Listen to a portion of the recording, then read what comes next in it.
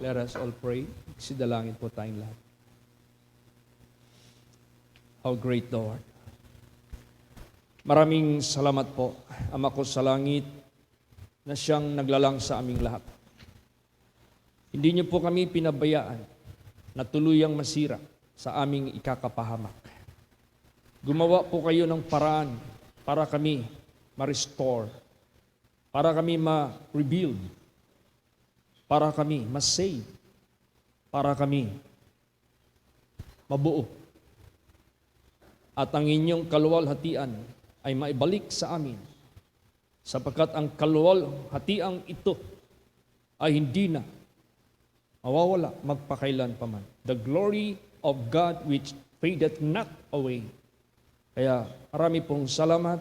Tama lang po ang mensahe ng awitin, My Jesus, I love thee. Dahil kayo nga ang unang umibig po sa amin. At dahil dito, gantihan namin kayo.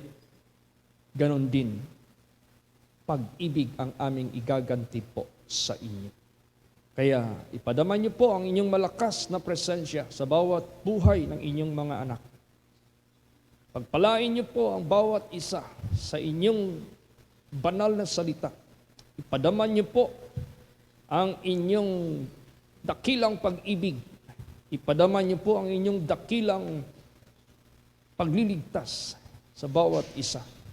At pagpalain niyo po ang mga awitin, ang ilang mga testimonyo, pasalamat ng inyong mga anak, at lalo't higit sa lahat, pagpalain niyo po ang inyong mga mensahe, ang inyong mga banal na salita, na siyang inyong pagpapahayag ng inyong kadakilahan ng pag-ibig sa bawat isa po sa amin.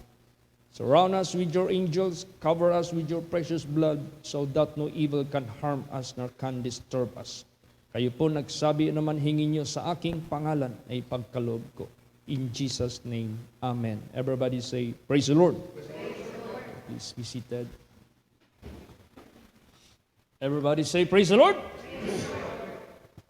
Buksan po natin ang ating Biblia. Let us read on Isaiah 64 verse 8. Mr. Joy, pakibasa.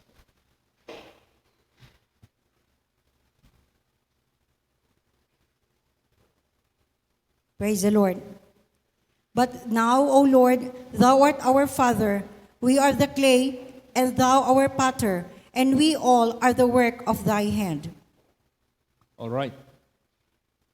So sinasabi po dito that we are the clay. Tayo po ay mga kolon. Alam mo yung kolon, yung lupa na ginawa ng vessel. And thou our potter. Siya yung magkukulon or siya yung lumalalang. And we all are the work of thy hand. Siya yung naggawa sa atin. Without Him, wala tayong lahat. Without Him, there could be nothing that is being made. Kasama na tayo doon. Kaya, kung meron man tayong pakitaan ng utang na loob, or doon natin ibigay sa Kanya ang pagbigay ng glory and honor, of course, doon sa nag-make o yung gumawa sa atin. Eh kung wala siya, wala man tayo lahat.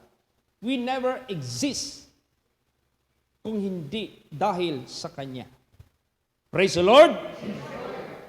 Tingnan mo ha, nasa ilalim ka pa ng sinapupunan ng mother mo. Nakita ka na niya, nakikita ka na niya. Kahit palagay natin 1 week old ka pala, hindi ka pa nag-develop ng husto. Nakita ka na ng Panginoon. Kaya diyan natin makikita na siya yung maker nating lahat. Basa. Psalms 139 verse 16. Praise the Lord. Thine eyes did see my substance, yet being unperfect, And in thy book all my members were written, which in continuance were fashioned, when as yet there was none of them. Tingnan mo yan. Ang iyong mga mata nakakita sa habang nasa loob pa ako ng sinapupunan ng aking ina. Yet being unperfect, hindi ka pa fully developed. Pumipitik na yung puso mo. Nandyan na yung life sa buhay mo. Kaya ganun ang Diyos na lumalang po sa atin.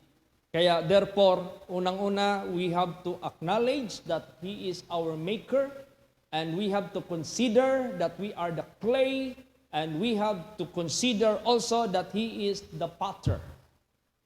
So, therefore, anong advice sa atin bilang mga clay at siya yung potter or maker? Anong advice? Basa. Isaiah 45 verse 9.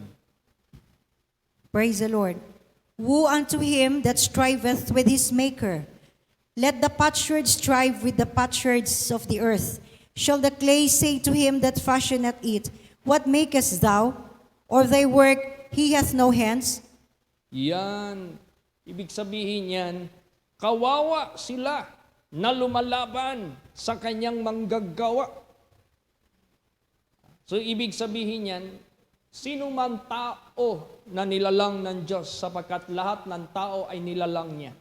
Sino man tao sa sanglibutang ito na lumalaban sa naglalang sa Kanya. Sinabi dito, sa aba nila. Bakit?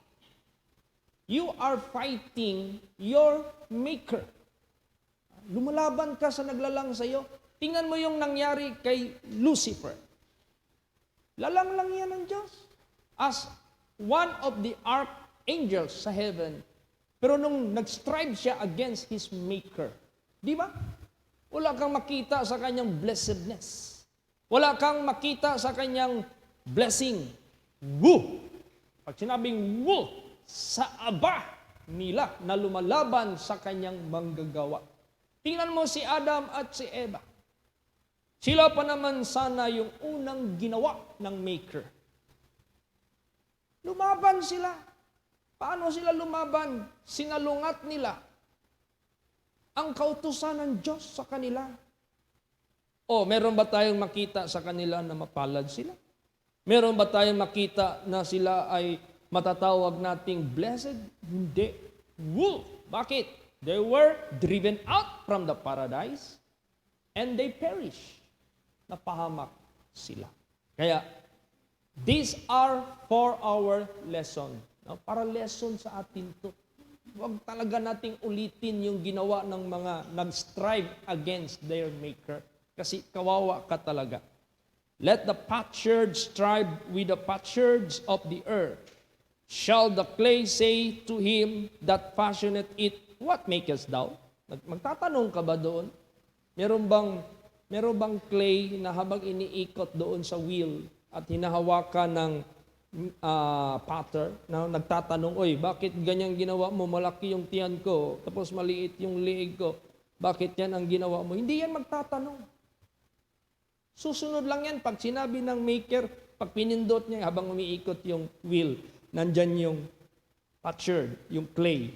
Pag tusukin mo yung liig, liliit yan. Pag ginanyan mo yung tiyan, lalaki yan. Hindi yan magtatanong. Kaya ganun din sa buhay natin, do not ever strive against your Maker. Praise the Lord. Don't ever. Kaya dito, alam niyo po, mapalad tayo. Bakit? Gumawa ang Diyos ng tanawin sa Israel. At itong tanawin na ito ay tanawin sa lahat ng mga tao sa mundong ito. Because we have only one level, human race. Kahit Israelite ka, Pilipino ka, Chinese ka, American ka, Canadian ka, German ka, sino ka man sa sanglibutan ito, you belong to the human race. We are equal in the eyes of God. Merong pinapatanaw ng Diyos sa atin lahat kung ano ang ginawa niya sa atin at ano ang nangyari sa atin at anong solusyon ang ginawa niya sa atin bilang clay at siya yung ating potter. Basahin natin. Isaiah 18, chapter 2 hanggang 6. Jeremiah pala. Jeremiah 18, 2 hanggang 6. Praise the Lord.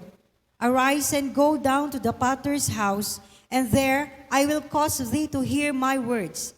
Then I went down to the potter's house, and behold, he wrought a work on the wheels. And the vessel that he made of clay was marred in the hand of the potter. So he made it again another vessel, as seemed good to the potter to make it. Then the word of the Lord came to me, saying, O house of Israel, cannot I do with you as this potter, saith the Lord? Behold, as the clay is in the potter's hand, so are ye in my hand, O house of Israel. Yan. Tingnan mo yan. Ano yung ipinakita ng Diyos sa kanya at inutos sa kanya? Punta ka doon sa lugar na ito at meron akong sasabihin sa iyo. Ano yun? Sinabi dyan, ikaw ay bumangon at bumaba sa bahay ng magpapalyok at aking iparirinig sa iyo ang aking mga salita roon. Ibig sabihin yan, habang pinapanood niya yung magpapalyok, merong message ibigay ang Diyos sa kanya na sasabihin sa kanya. Nang magkagayoy, bumaba ako sa bahay ng magpapalyok at narito, siya'y gumagawa ng kanyang gawa sa pamagitan ng mga gulong. Alam mo yung gulong, yung wheel?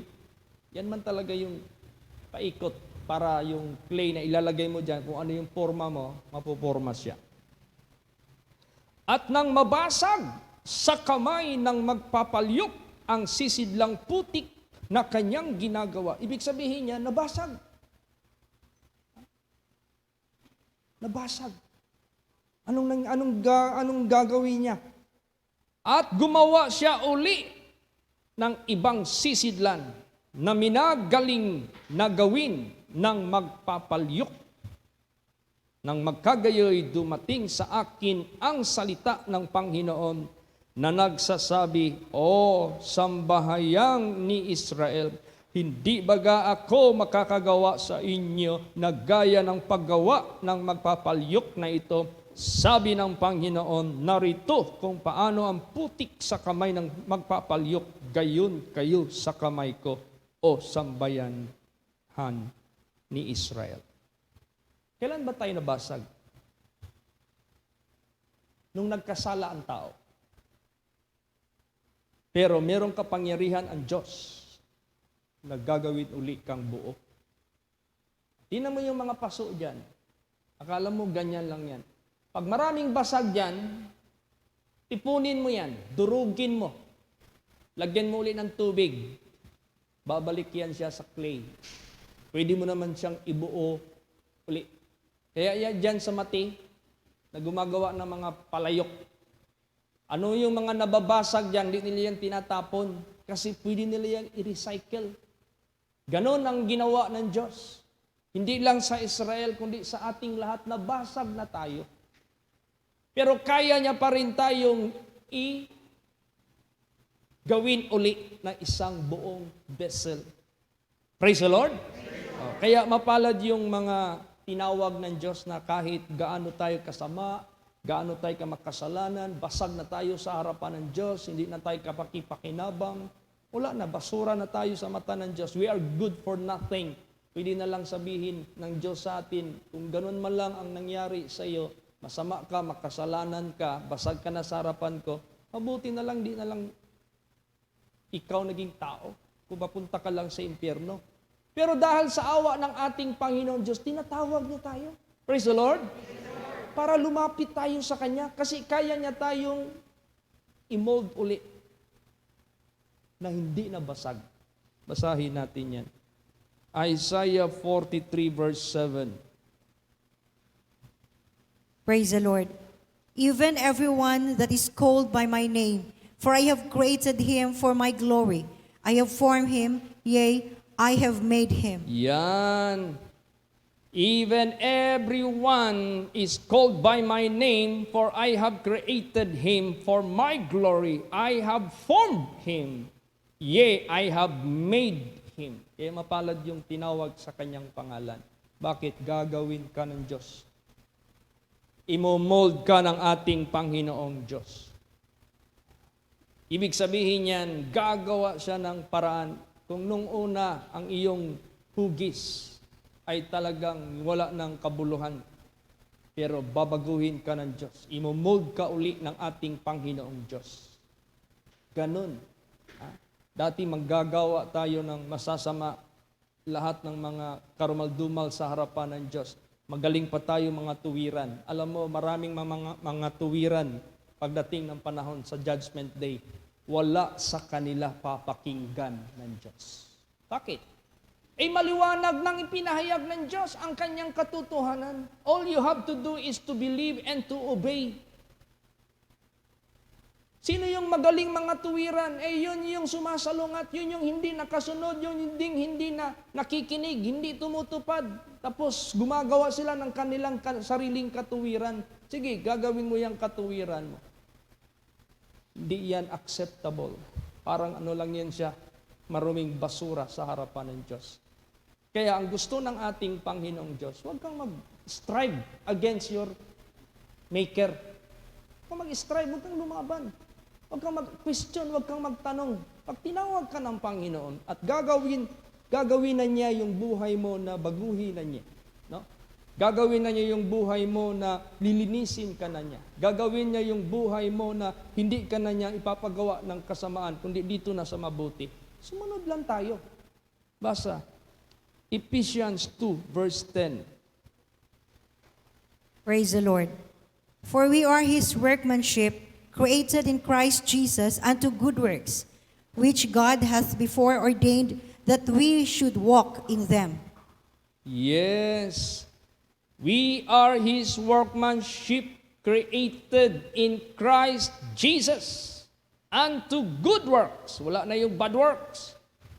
Created in Christ Jesus. We are no longer engaged with the devil, with Lucifer, with Satan. But in Christ Jesus, unto good works, mabuting gawa na, which God hath before ordained that we should walk in them. Yan. So ibig sabihin yan, dapat darating talaga sa buhay natin yung katulad sa sinabi ng Diyos sa Israel, Israel, ito ang gagawin ko sa iyo.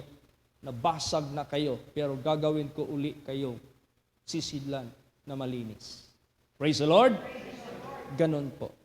Alam nyo, meron tayong participation dyan. Hindi pwede na ang Diyos na lang lahat ang gagawa sa atin. Nagkasala ang tao.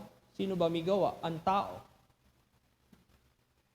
Gagawa ang paraan ng Diyos para ma-restore ka sa kanyang glory. Pero ang tao din, kailangan meron kang participation. Pangit naman gagantihan tayo ng kaharian ng Diyos, wala ka man lang kagawa-gawa, wala ka man lang ka-effort. Samantalang sinabi dyan sa Bible, masikip nga ang daan papunta sa kaharian. Ano pa? Ang daming gustong pupunta sa kaharian, pero kunti lang ang makakasumpong. Bakit? Malawak kasi ang daan papunta ng kapahamakan. Maraming ayaw papunta sa kapahamakan. Kaso maraming tao ang gawa nila papunta doon. Tinatakpan lang nila yung mata nila, nagpabingi-bingi lang sila sa katotohanan kasi naghahari yung makalaman na masamang pita. Pinipikit na lang nila yung mata nila, binibingi na lang nila yung pakinig, basta sasaya sila sa sanglibutang ito. Tapos, ang isip nila, mga tuwiran lang ako pagdating ng panahon. Yan. Marami talaga ang mga ngatuwiran na hindi talaga yan tatanggapin ng Diyos. Kaya, kailangan meron tayong participation. Praise the Lord. Meron tayong cooperation. Meron tayong collaboration. Tingnan mo yung relo. Tumitiktak yan. Hindi ba alam ilang gear ang nagkaroon dyan ng collaboration? Collaboration, you are part of the so-called moving parts ba? Ilang gear yan eh. Merong sa minutes, merong sa hour, merong sa seconds, at meron pang sa date. They work together. So merong cooperation, ganun din. Hindi lang kay ang Diyos lang ang kikilos sa buhay natin tapos wala ka ng cooperation. Hindi. Basa. Ano ang cooperation natin? Psalms 119:73. Praise the Lord. Thy hands have made me and fashioned me. Give me understanding that I may learn thy commandments. Yan. Oo. God fashioned you. God made you. But you should cooperate with Him. Ano yung cooperation natin? Hihingi tayo sa Kanya ng understanding para matuto tayo sa Kanyang kautusan. Susunod ka. Yung relo, pag merong isang gear dyan na hindi magsunod, titigas. Damay lahat yan. So, kailangan we have to cooperate with God. Praise the Lord. Sunod lang tayo sa Kanya. Yan ang gusto ng ating Panginoong Diyos. We should ask understanding from Him, that we may learn from His commandments. For what? That we may keep it. We may apply it. Para sa ganon, nagawa natin yung Kanyang gusto, nagawa natin yung katuwiran niya, nagawa natin yung kabanalan niya, nagawa natin ang Kanyang kagustuhan. So, yan yung sinabi niya, para makapasok ka sa kaharian ng Diyos, you must be engaged doing the will of God. How can you do the will of God? Through His commandments. How can you learn from His commandments? You have to ask in prayer for understanding. Praise the Lord. Ganon. Kaya mapalad po tayo. Alam nyo, sa buong sanglibutang ito, iba-iba ang kategori ng tao. Merong matataas na kategori, merong second, merong third, merong fourth. Depende. Kumbaga pa, merong mga makahari, merong yung nasa level, meron ding pababa. Pero walang pinipili ang Diyos na antas ng buhay ng tao sa mundo. Ang Kanyang tinitingnan, saan ka man nabilong sa mga tao na ito, ang pinaka-importante, yung maglinis ka. Kaya nga, meron tayong cooperation, maglinis ka. Pag sinabing maglinis ka, ikaw ang gagawa para sa paglilinis sa buhay mo. Praise the Lord. That is our cooperation with God. Basahin natin yan. 2 Timothy chapter 2, 20 hanggang 21. Praise the Lord. But in a great house there are not only vessels of gold and of silver, but also of wood and of earth, and some to honor, and some to dishonor. If a man therefore purge himself from this, he shall be a vessel unto honor, sanctified and meet for the master's use, and prepared unto every good work. Tingnan mo. Dalawa ang posibilidad. Sa dalawang ito, pwede mong maangkin. Pwede kang sisidlan unto honor. Pwede ka ring maging sisidlan unto dishonor. Ano ba yung sisidlan unto honor? Ibig sabihin yan, time will come, God will glorify you, God will honor you, God will bring you into His kingdom to give you life everlasting, to let you dwell in the mansion made of gold. You are being honored by God. Dishonor, alam nyo naman dishonor, nandyan na yung shame. Nandyan na yung lahat ng klaseng negatibo. You will be forsaken. You will be neglected. You will be expelled in the presence of God. Dishonor. Ngayon, sa raming mga vessels dito, gold, silver, iron, wood, clay. Saan ka man nabilong dyan?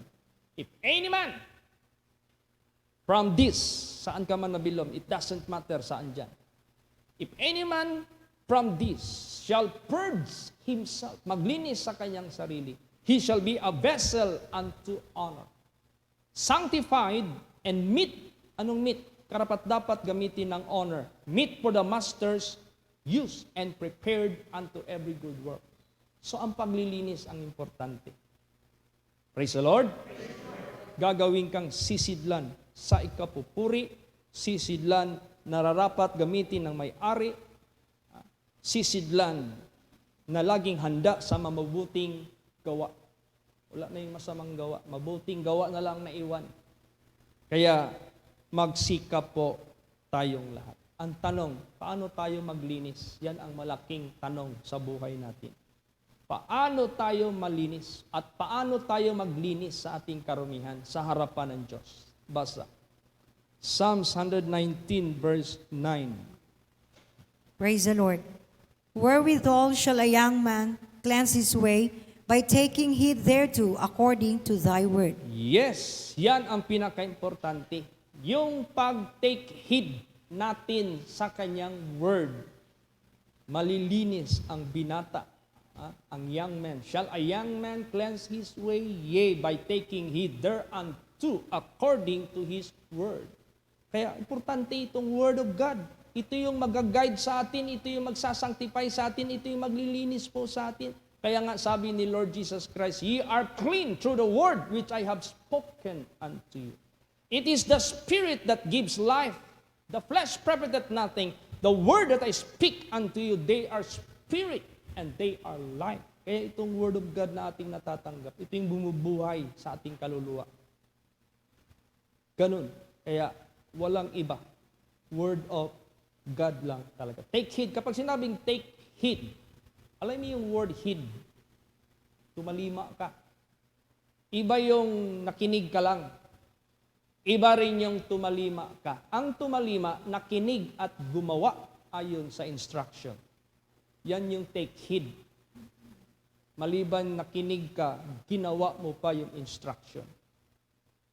So, take heed, not only to listen, not only to read, but to do. Diba Revelation 1:3? Blessed is he that readeth, blessed is he that heareth, and blessed is he that keepeth the book of this prophecy. Yan, dito. Kaya, mapalad po tayong lahat. Bakit? Binigyan tayo ng pagkakataon na mabuo uli. Para maging sisidlan na naman tayo sa ikapupuri. Wala naman tayong intention ngayon na naliwanagan tayo. Tinawag tayo ng Diyos. Wag na yung striving against our Maker. Wala na yon. Yung sumasalungat tayo sa ating Maker, wala na yon. Woe unto them that striveth against His Maker. Wag na nating gawin yon. Wag na nating ulitin yon. Walang makaka-stand. When God will be angry, no one can stand in His sight. Tingnan mo yung mga taong nagmamatalino sa sarili nila. They refuse to accept the revelation of God that God already decided to para kanyang bahain ang mundo. Hindi sila naniwala. Hindi sila nakinig. So ano pong nangyari? Nag-strive kasi sila against the Maker. Di ba walang isa sa kanila na naka-stand, no? Pamak lahat. Huwag nating ulitin yung ginawa ng mga nag-strobe, yung bang lumaban against their Maker, against their God. Kaya tayo na tinawag ng Panginoong Diyos, mapalad tayo. Bakit? Paano tayo lilinisin ng Diyos? By taking heed sa Kanyang Word. Ano pala yung Word? Anong gagawin niya sa atin? Basa. Isaiah 1:25. Praise the Lord. And I will turn my hand upon thee, and purely purge away thy dross, and take away all thy tin. Yan. I will turn my hand upon thee. Imagine that, kamay mismo ng Diyos. Siya mismo. And purely purge away thy dross. Dami mong kalawang, ang dami mong dumi, ang dami mong mga ano dyan. Kamay mismo ng Diyos ang mag-purge sa iyo. And take away all thy tin. Tanggalin niya lahat ng mga karumihan sa iyo. See? Gagamitin niya yung Word of God. Praise the Lord. Kaya nga, the Word of God is quick and powerful, sharper than two-edged sword, piercing even to the dividing asunder of soul and spirit and joints and marrow, and it is the discerner of the thoughts and the intents of the heart. Bakit ang heart ang unahing linisin ng Diyos? Because the heart is deceitful above all things and desperately wicked. And who can know it?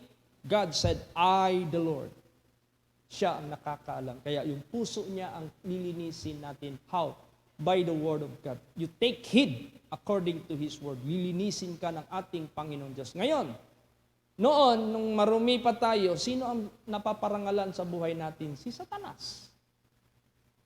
Noon, nung nandyan pa tayo sa karumihan kasalanan, saan tayo at kanino tayo para magbigay ng pagpalugod? Kay Satanas.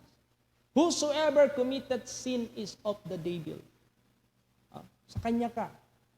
You are promoting his products. You are promoting his advocacy.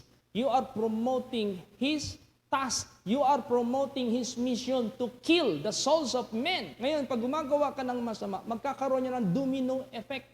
Kaya nga nung nagkasala si Adam at saka si Eva, many become sinners. Nung nanindigan ang ating Panginoong Kristo by obedience to the commandments, to the will of God, many become righteous. So, ganun. Kaya pag gagawa tayo ng kasalanan, dahil na-deceive nga tayo, we will be deceiving others. I-deceive din natin yung iba. So, we are doing the work of Satan. Kaya sa buhay natin, wag na yan. Kalimutan na yan lahat. Magpalinis na tayo sa Panginoon. Gagawa na tayo para sa Kanyang gawain. We belong to God. We are doing for God. Kaya nga sinasabi dyan, we are from Him, and we will do for Him, and we will go to Him. Tayo galing sa Kanya, gagawa tayo para sa Kanya, pupunta tayo sa Kanya.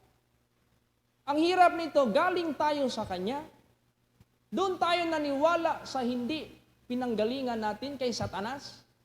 So, para tayo kay Satanas, pupunta din tayo kay Satanas. Ganun yan. Kaya gusto ng ating Panginoong Diyos, gumawa na nga ang Diyos ng paraan as a potter and we are the clay. Kahit nabasag na tayo, bubuuin niya pa rin tayo.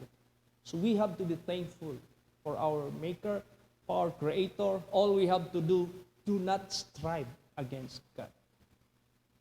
Shall the clay question the potter? Why you made me dust? Bakit mo ginawa ako ng ganito? Hindi po.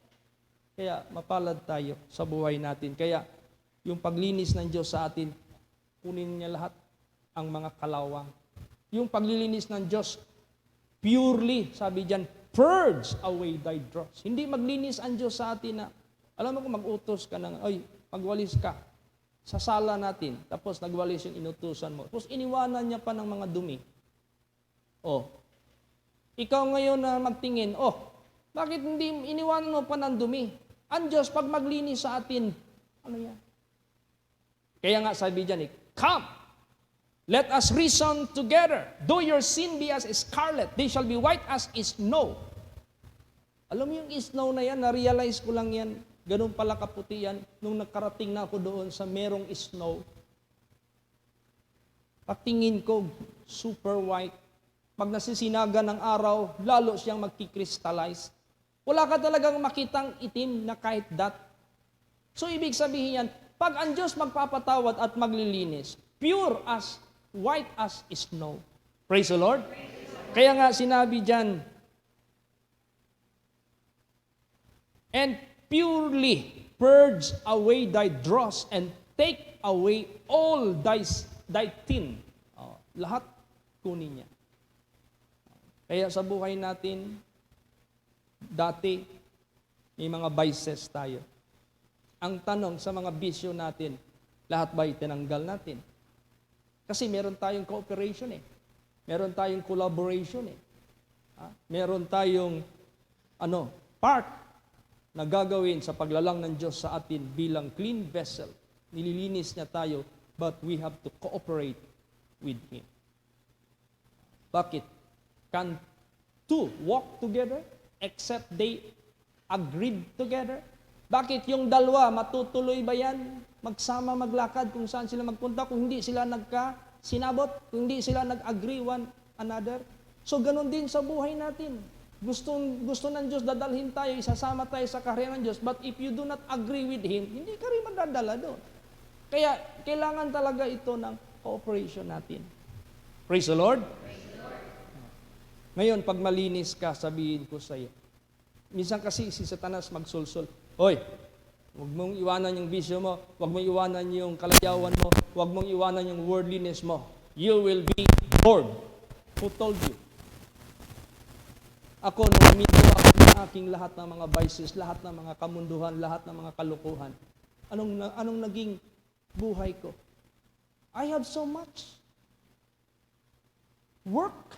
I have so much pleasure with God. I have so much satisfaction with God. I have so much joy with God. No, you will not be emptied, but you will be filled with the glory of God. You will be filled with the blessings of God. You will be filled with all the good promises of God. Bluffing lang yan ni Satanas. Naniwala ka din. Huwag kang maniwala sa sinungaling. Dito tayo maniwala sa salita ng Diyos. Hindi tayo maging empty. Pag nagpalinis tayo sa Diyos, maraming ipapagawa ang Diyos sa atin. Praise the Lord! Praise the Lord. Basahin natin yung last verse. Malakay chapter 3 verse 3. Praise the Lord. And he shall sit as a refiner and purifier of silver, and he shall purify the sons of Levi, and purge them as gold and silver, that they may offer unto the Lord an offering in righteousness. Yes, Praise the Lord. para mag-offer na tayo sa Panginoon, hindi na kay Satanas. Mag-offer na tayo ng katuwiran para sa Panginoon.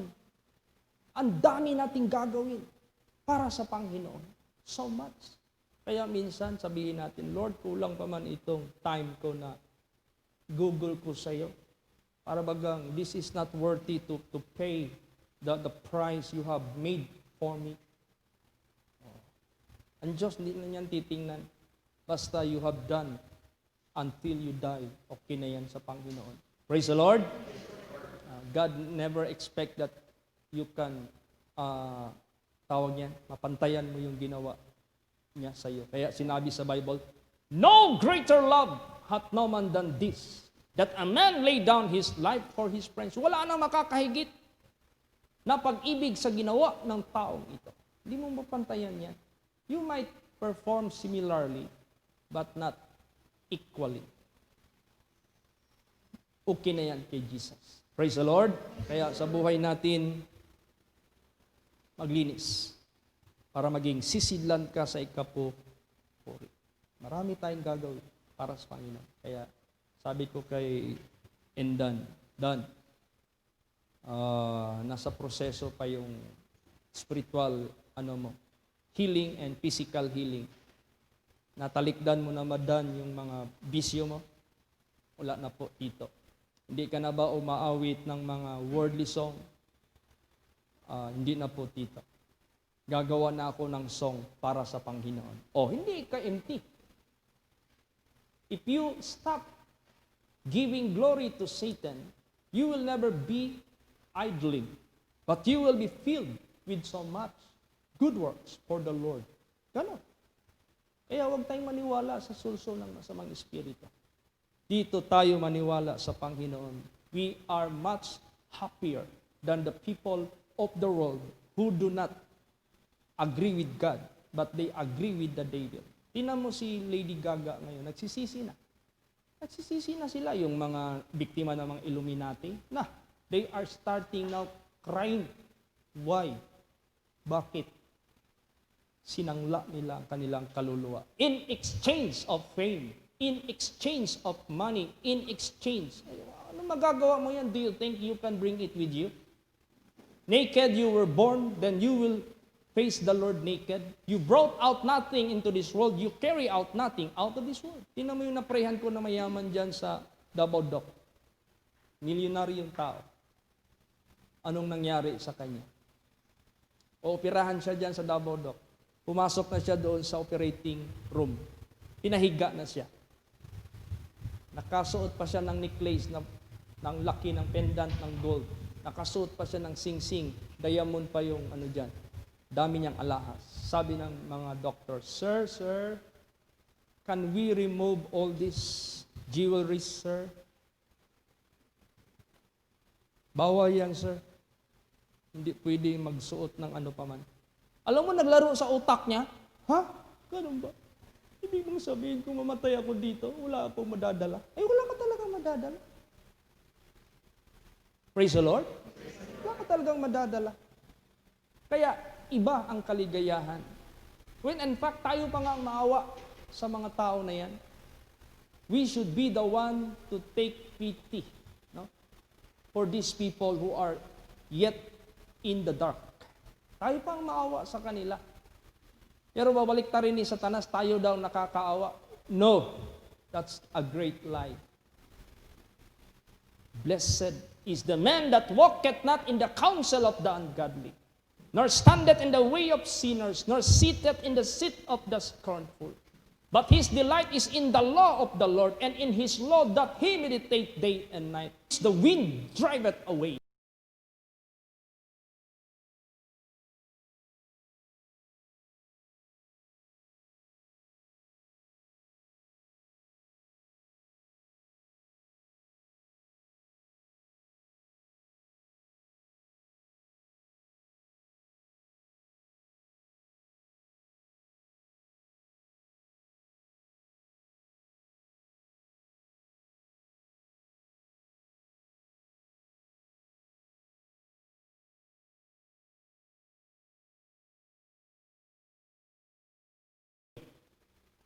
The ungodly shall not stand in the judgment.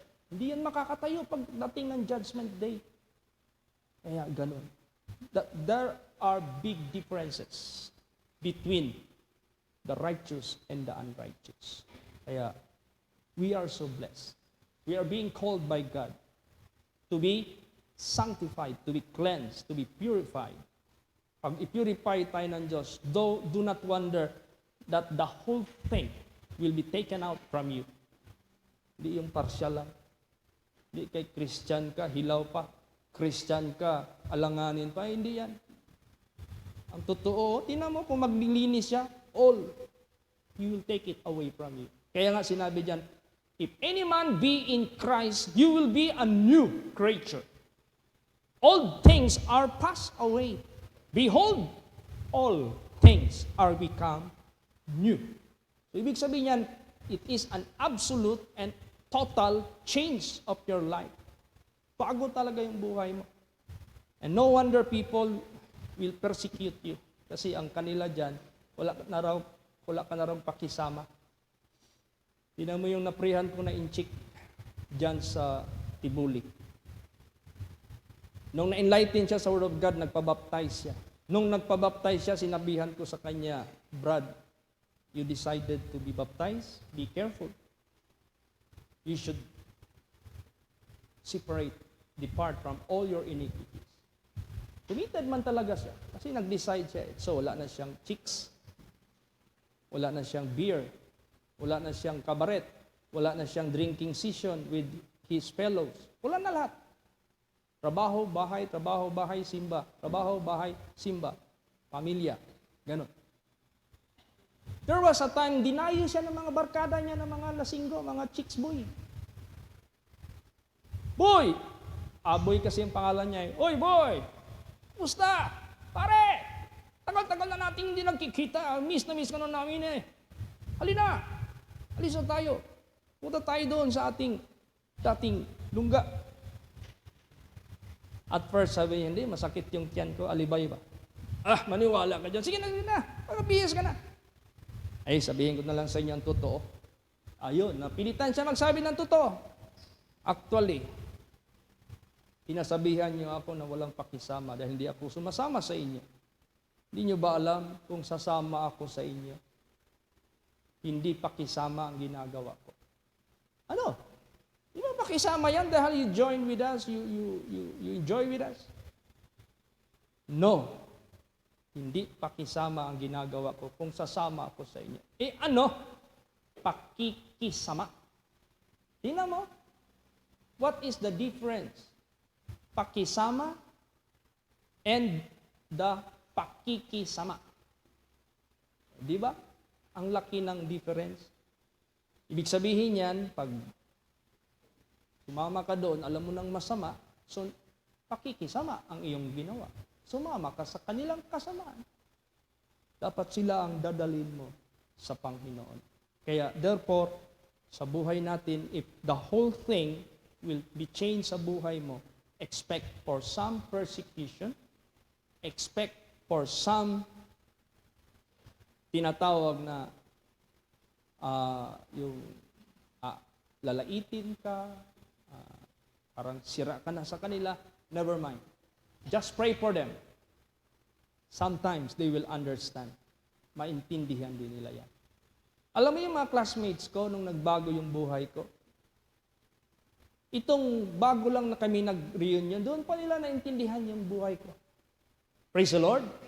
Imagine that kung kailan kami tumanda, nagkaasawa, nagkaanak, doon pa nila nakita ang tunay, ang dahilan. Bakit ako hindi na sumasama sa kanila? I just pray for them.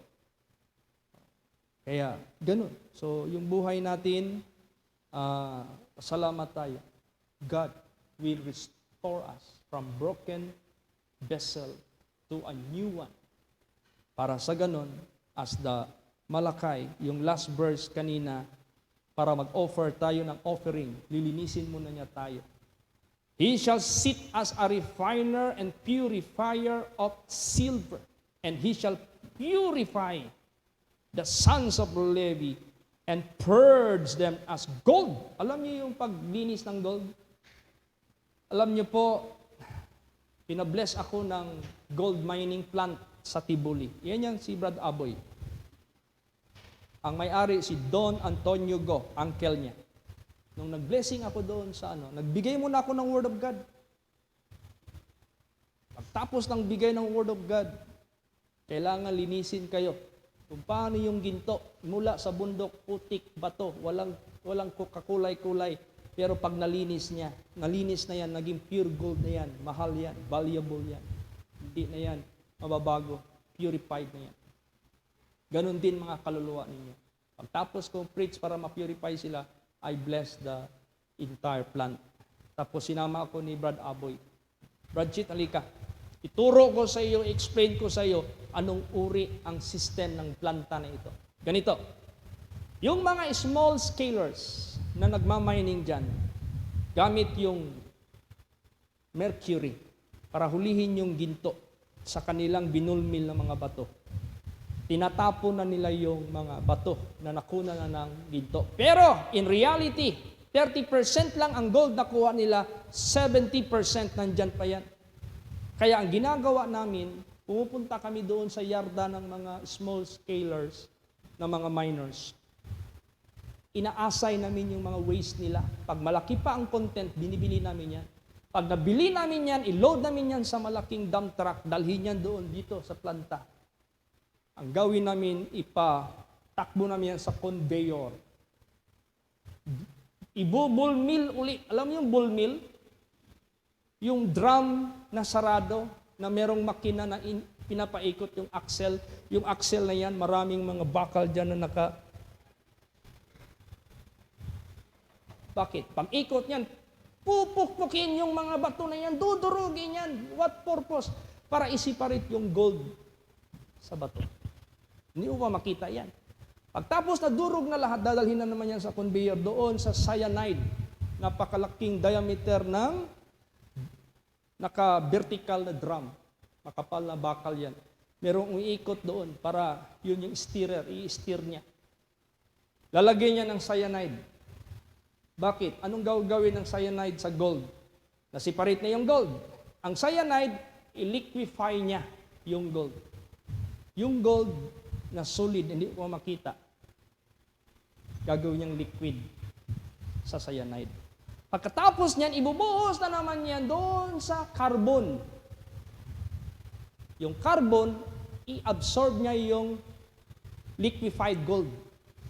Pagkatapos niya, nasa carbon na, hindi mo ba makikita yan ng gold? Dadalhin na naman yan sa oven. Doon, ikurintihan mo na. Yung kurinti na yan, isisiparate niya yung gold tsaka silver. Tapos yung gold, yun yung dadalhin sa oven. Painitin yan. Pag magkulay na parang kape, alam mo yung kape, pag binasa mo, brownish na halos black na siya. Hindi talaga black, brownish lang siya na maitim masyado. Pag ganun na ang kulay, dadalhin na yan doon sa pot. Yung paso. Lalagyan doon. Tutukan niya ng fire with pressure, yung blowtorch kung tawagin. 4 hours nakatutok yan. Ay nung dumating na ako doon, sabi ni Aboy sa akin, Brad Chit, tingnan mo yan, blowtorch na. Nandyan sa paso, nandyan na yung gold. Yan na yung last stage. Ilang oras na yan? Tinanong niya yung katrabaho. 2 oras, sir. Meron pang 1.5 to 2 hours, sir, bago matapos. Sabi ni Brad Aboy, Brad Chit, balik tayo. Magmerinda muna tayo bago tayo babalik. So nagkain kami. Pagbalik namin doon, tamang-tama natapos. Anong ginawa? Binasag yung paso sa puwet. Kasi dumikit na yung gold doon eh. Tapos nakita ko na yung gold, parang uling. Yung pala, yung mga impurities na nasunog, dumikit sa gold. Ginanyan niya ngayon ng, binabad niya sa tubig sa drum para maglamig. Steel brush ginamit niya. Doon ako nagulat. Wow! Super pure gold. 99.9 pure gold. Gaano kalaki? Ganito. Gaano kanipis? Manipis lang. Pagkatapos, doon ako nakahawak ng pure gold in my whole life. Sabi sa akin ni Aboy, kinuha niya, Brad Chit, hawakan.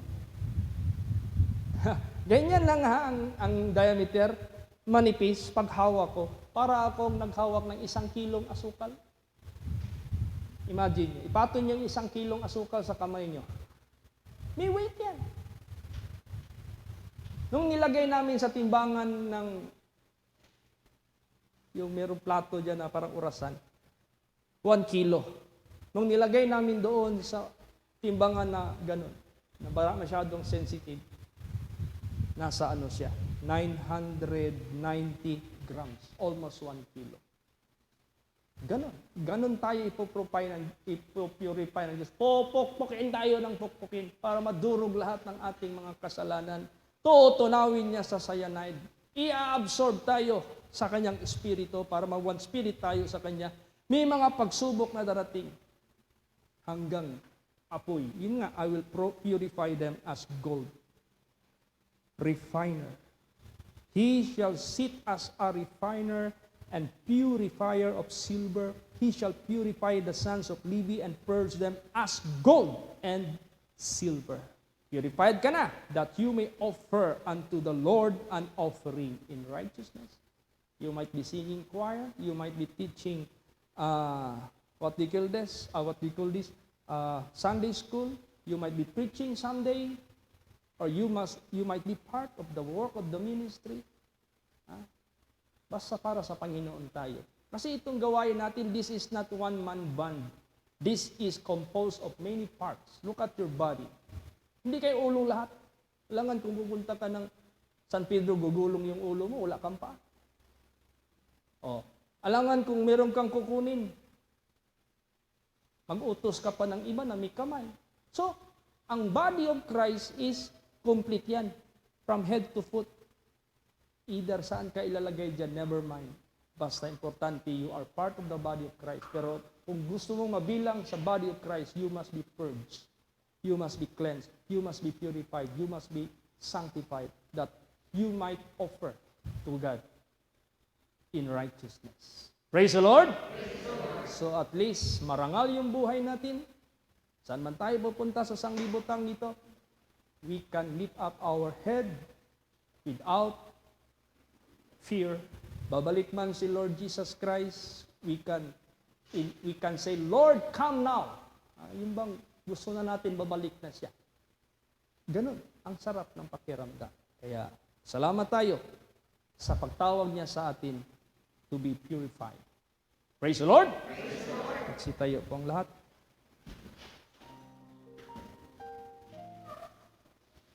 Sige po, magdalangin po tayo. So, i-pray po natin itong pandemic na mahinto na ito. No? Alam niyo po, ang dami kong mga dapat puntahan, labas man ng bansa o dito man sa Pilipinas. But at this time, we are being restricted. So, let's pray na mahinto na ito work of the ministry. At the same time, ano pa man ang will ni Lord Jesus Christ, marami pa tayong magagawa. Praise the Lord. So let's pray for Sister Baby Mandagio, no, for his complete healing. Lahat pa ng mga kapatiran natin. Do not forget to include them in our prayers. Praise the Lord. Taas mo mga kamay, pikit po ang mga mata. Hallelujah. How great thou art, O Lord my God. Maraming salamat po, Ama ko sa langit, Panginoong Hesukristo. Pinaliwanag niyo po ng husto sa bawat buhay ng inyong mga anak that you are the Maker. You are our Father in heaven. Marami pong salamat. Dahil dyan namin ibibigay ang glory and honor sa inyo. Pag amin itong binigay, ay malugod po kayo. Kami na naman din ang tatanggap ng honor, maging vessel unto honor kami, sanctified meat for the Master's use, and prepared unto every good work. Kaya Lord Jesus, patuloy niyo pong isustain ang bawat isa na makapagpatuloy, makapagpaindigan, para yung inyong pagpupurify ng bawat isa, lahat tatanggalin niyo, lahat kukunin niyo, ipipil ninyo ang inyong mga anak ng inyong glory. Glory which fadeth not away. Kaya Lord Jesus, pagpalain niyo po lahat ng inyong mga anak, anumang mga problema, anuman ang mga sakit na hinaharap ng bawat isa. Palakasin niyo po ang pananampalataya, for faith is the victory that overcomes the world. Kaya Lord Jesus, bless every one of your people to remain in faith and obedience dahil nandyan ang katagumpayan, walang kataluhan. Kaya pagpalain niyo po, kahit naman Sister Baby Mandagio, patuloy niyo po siyang pagalingin, patuloy niyo po siyang i-sustain, i-preserve for your great name's sake, for your honor and your glory. Ganon din po kay Sister Vicky Gonzales, patuloy niyo po siyang bigyan ng kalakasan, tibay, tatag ng kanyang physical at lalo't na ang kanyang spiritual. Ganon din po sa kanyang pamilya, patuloy niyo po silang dalhin kasama niya sa pagpakinig ng inyong mga banal na salita. Ganon din po kay Sister Marisa Montañez, patuloy niyo po siyang bigyan kahit pa man ng inyong favor, ng inyong grace na mag-undergo po siya ng check sa kanyang bone marrow. Bigyan niyo po siya, Lord Jesus, ng katatagan sa kanyang panampalataya, for faith changes things, na mabago ang lahat. Panginoong Kristo na magkakaroon po ng miracle, magkakaroon po ng favor na matatanggap niya mula po sa inyo, at nakita niyo po yung kanyang submissiveness dyan po sa inyong perfect will, and she's very much willing, O Lord, to abide dyan po sa inyong will. Tulungan niyo po ang kanyang anak, Lord Jesus, babae at lalaki. Bigyan niyo po sila, Lord Jesus, ng kapahinuran sa kanilang puso, na nandyan po ang kanilang paglilingkod sa kanilang parents, respect, at lalot na obedience sa kanilang Creator na nakilala po ni Sister Marisa. Patuloy niyo po, Lord Jesus, i-sustain ang kanyang husband at bigyan sila ng spiritual enlightenment para sila buong pamilya maglilingkod sa inyo. Pagalingin niyo po Sister Eliha Julian sa kanyang mga karamdaman. Bigyan niyo po siya ng pagkakataon po, Panginoong Kristo, makarating po sa inyong bahay dalanginan. At dalangin ko po sa inyo, patuloy niyo po bigyan ng kagalingan si Pastora Pasing, sustain niyo po siya, i-bless niyo po siya. Ganon din po ang buhay po ni John Lee, O Lord of God, na apo ni Sister o Pastora Imelda. Salamat sa pagpagaling at dalangin ko po na tuloy-tuloy ng kagalingan niya. Kaya Lord Jesus, everyone tonight I commit into your hands.